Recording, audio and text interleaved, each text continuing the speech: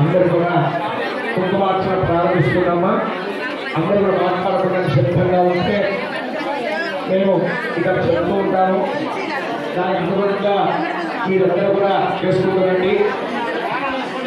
ఇక్కడ గర్భాలయంలో కూర్చున్న వాళ్ళు అమ్మ అందరూ దయచేసి మాట్లాడుకోవాలి, మాట్లాడదండి.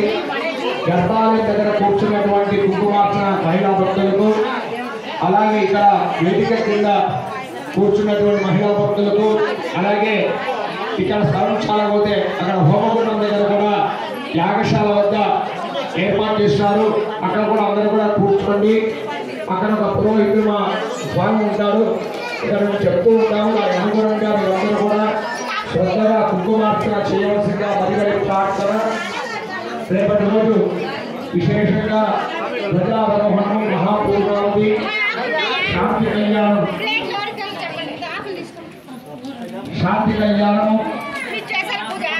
అన్నసంతరణ కార్యక్రమం, సాంస్కృతిక కార్యక్రమాలు ప్రతిరోజు విశేషంగా జరగబోతున్నాయి. ఉదయం 6 గంటల నుండి ప్రారంభమవుతుంది. హోమాలన్నీ కూడా అందరూ కూడా రేపటి రోజులో పెద్ద ఎత్తున పాల్గొని శ్రీ లక్ష్మీ నరసింహస్వామి వారి యొక్క విగ్రహాన్ని పాల్గొనవలసిందిగా కోరుతున్నాము. లక్ష్మీ నరసింహస్వామి యొక్క యజ్ఞంలో, యాగంలో సంవత్సరంలో పాల్గొంటే విశేషమైనటువంటి ఫలాన్ని కూడా కలగజేస్తున్నారు. కాబట్టి రేపటి రోజు అందరూ పాల్గొనండి. ఇప్పుడు మీకు పసుపు, కుంకుమ, పూలు, తాంబూలము, పండ్లు, దీపాలు వేయడానికి దీపాల కుందలు, నూనె